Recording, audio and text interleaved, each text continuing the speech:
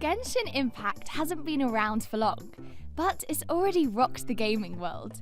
From its millions of cult-like fans to its staggering financial success, there's no doubt that Genshin is a massively popular video game. But today, that's not what we're here to talk about. What if I told you that Genshin is much more than a successful anime? Open world, gacha, free-to-play, RPG, video game. There's a lot going on in there. But check out these clips, you'll get the idea.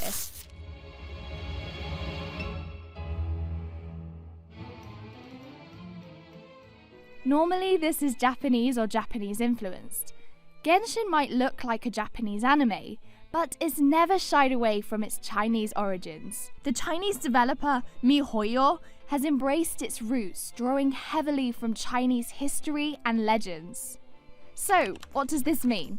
Let's go over how something as subtle as this can lead into Genshin Impact trend-setting Chinese culture's return to the pop culture limelight.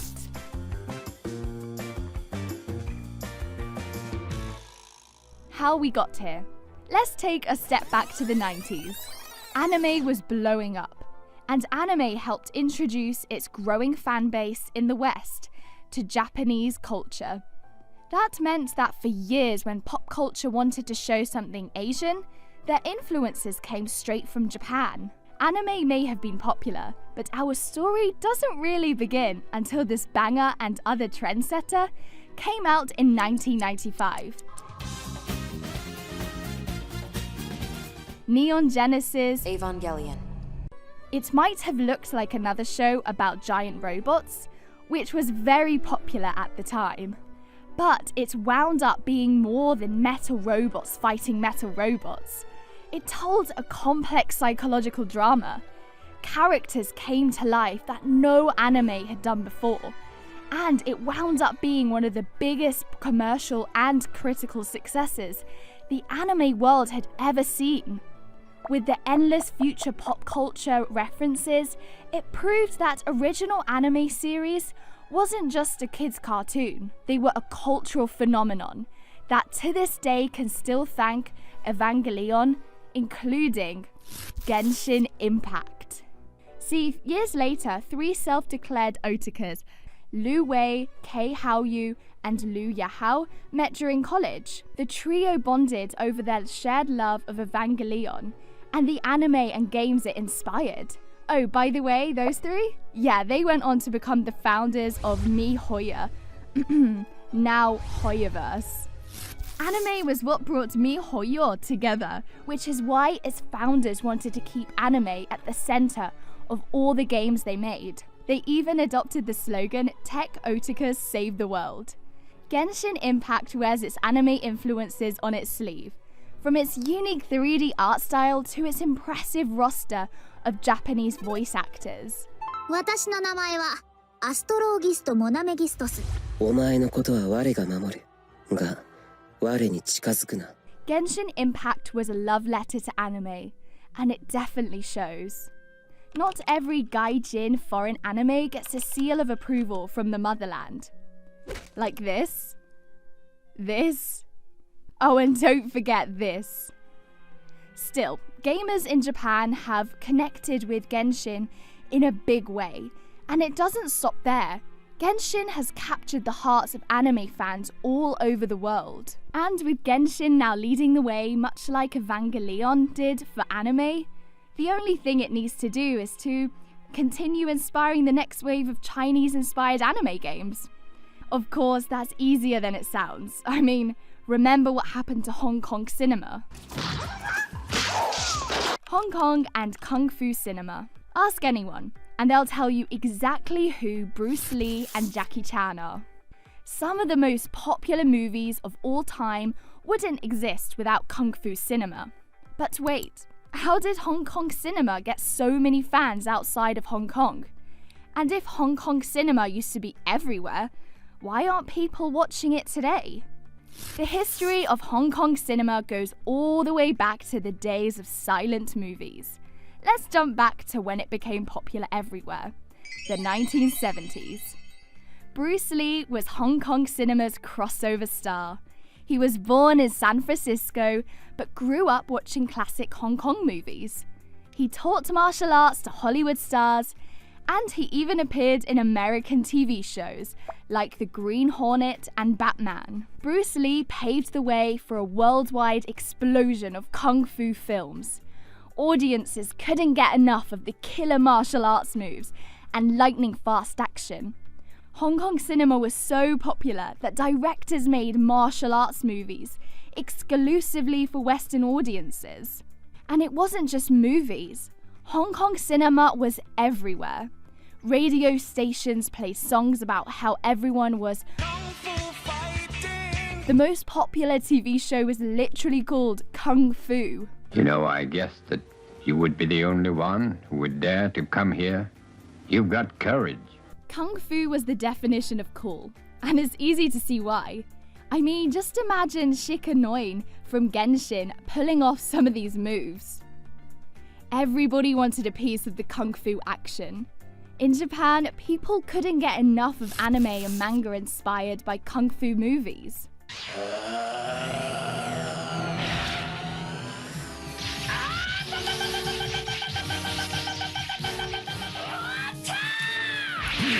In the West, studios released as many Kung Fu movies as they could, even if those movies had embarrassingly bad dubs. Always be merciful and practice kindness. Sir, we will do as you say. Hong stars like Jackie Chan and Jet Li became household names, but Hollywood also produced its Kung Fu movies of its own. They made a little bit of everything, from classic action movies to zombie films. There were kids' movies like Kung Fu Panda. They even made a Kung Fu movie about ping pong.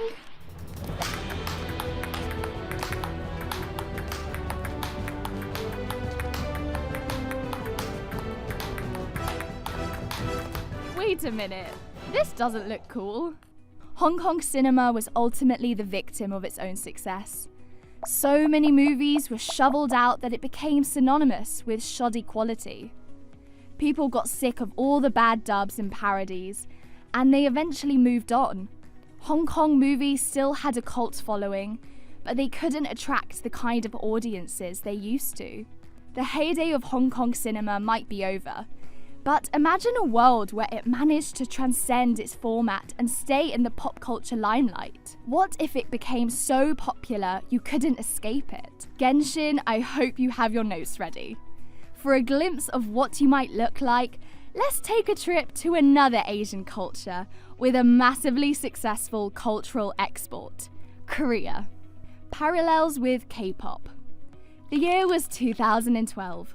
Hipsters were everywhere, and jeans were as skinny as possible. Netflix was around, but they were still renting DVDs, and if you took a look at their content, you'd have a hard time finding anything Korean.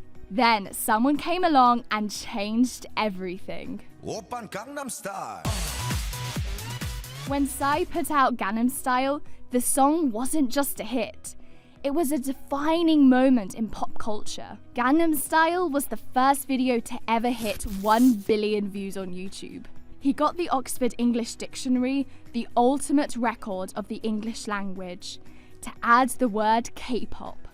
Psy opened up the floodgates and unleashed a massive wave of Korean content. Other K-pop stars had crossover hits, but it didn't stop there. Squid Game was the top show on Netflix and the most popular Halloween costume. Parasite swept the Oscars.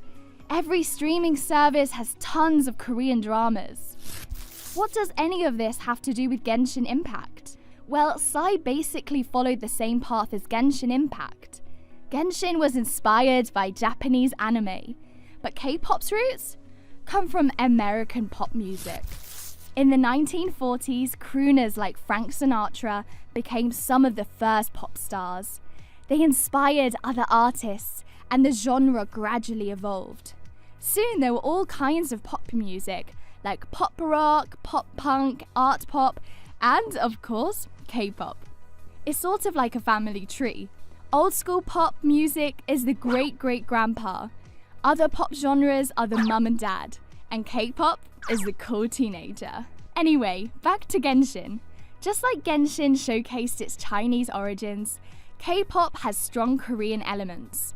Not only do some of the biggest acts sing in Korean, but they spotlight Korean culture into their performances and videos. BTS has even danced in traditional Korean clothes, and people aren't just jamming to Blackpink or binging K-dramas at home. Tourism to South Korea has surged since 2012. People are spending billions to import Korean beauty products. It might sound strange, but Gangnam Style basically made South Korea internationally cool. Wait a minute, does that mean Genshin is the Chinese version of Psy?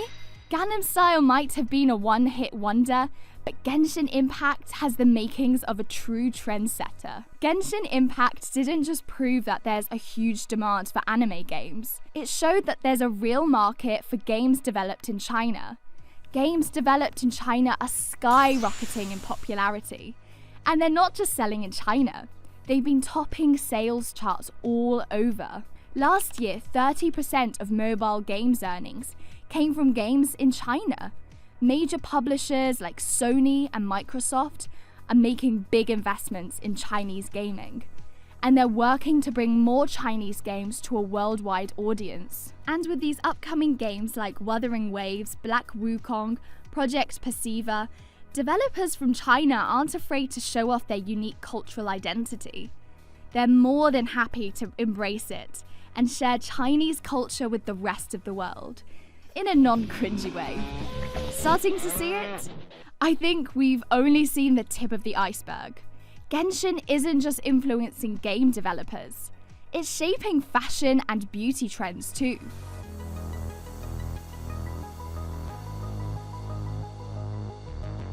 Okay, it's not quite BTS McNuggets, but you get what we mean.